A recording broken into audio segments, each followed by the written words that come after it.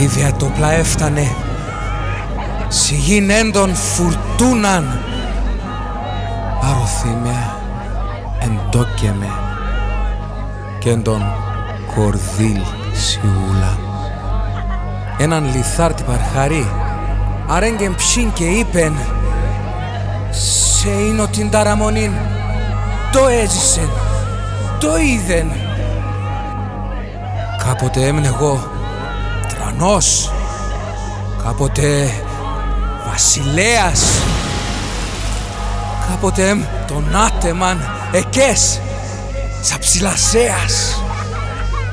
Λέγνε να σαν πεπέθανεν και σον πόντον επέμνεν, να ηλί πατρίδαν πέχασεν, να ηλί πεξενιτεύτεν.